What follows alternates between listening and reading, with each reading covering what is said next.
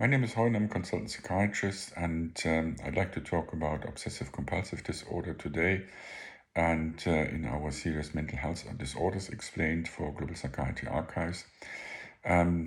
Obsessive-compulsive disorder is characterized by two things: obsessions. Obsessions are intrusive thoughts which the patients find are their own, but on the other hand, they also find them very distressing.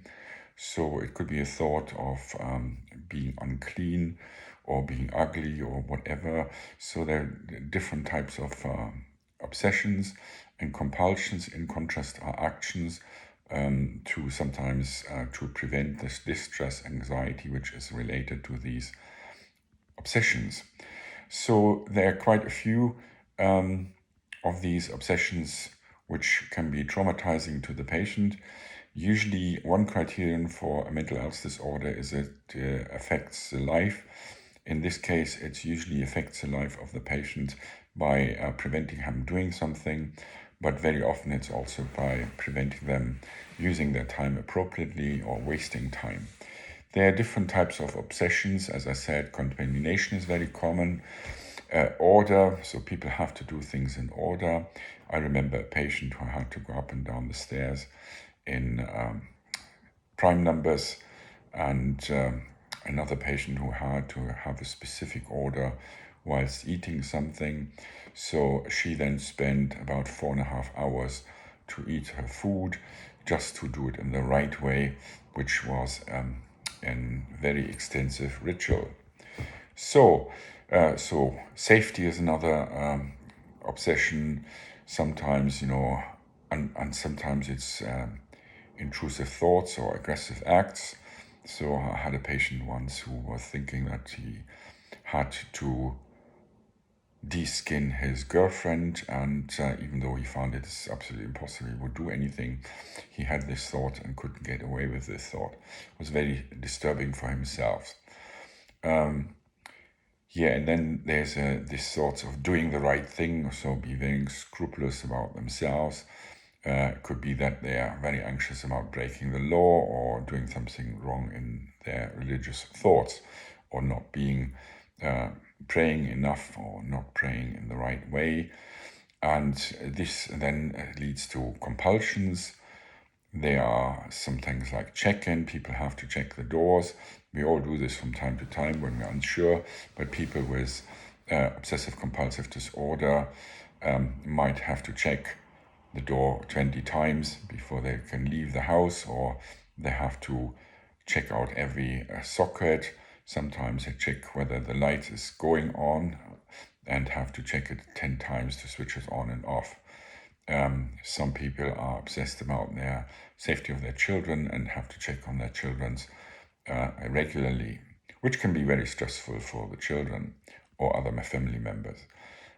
Cleaning and washing can be a problem, that people have to shower in a specific way, and when the soap falls into the sink, then they have to do it again, because the sink can be contaminated, the soap can be contaminated, and they have to start the whole cleaning.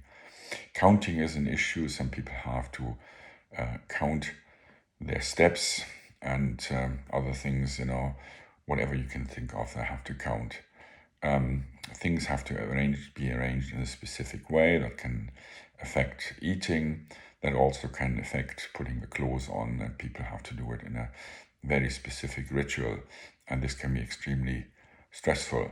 Some patients I had to tap things to feel sure that they exist and that they're there. Hoarding disorder is something which is related, and I had a video on that. If you're interested, please check. And looking for reassurance and constantly asking people for whether they look all right, whether their hair is all right, or anything like that.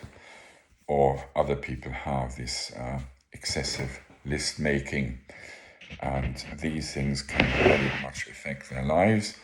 The epidemiology is usually relatively high.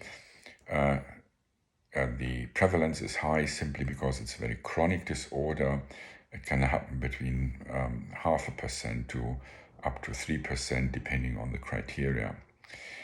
The onset is usually in the early 20s, but can be later. Males and females have the same prevalence.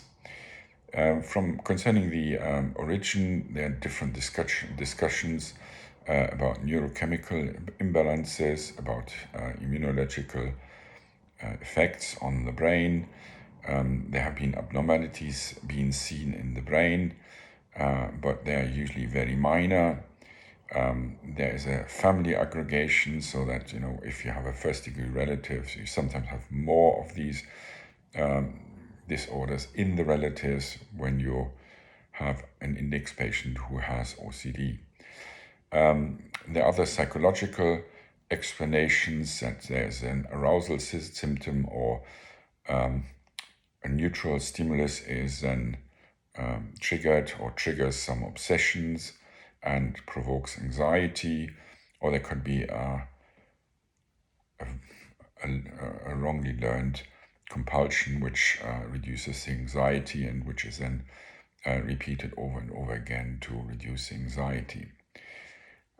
Even Freud has thought about that, and he thought there might be some obsessional neurosis, and as a regression to the child stage, and this is then a defense against autoaggression and unconscious sexual impulses. There are other diseases which are related, which usually are in the area of anxiety.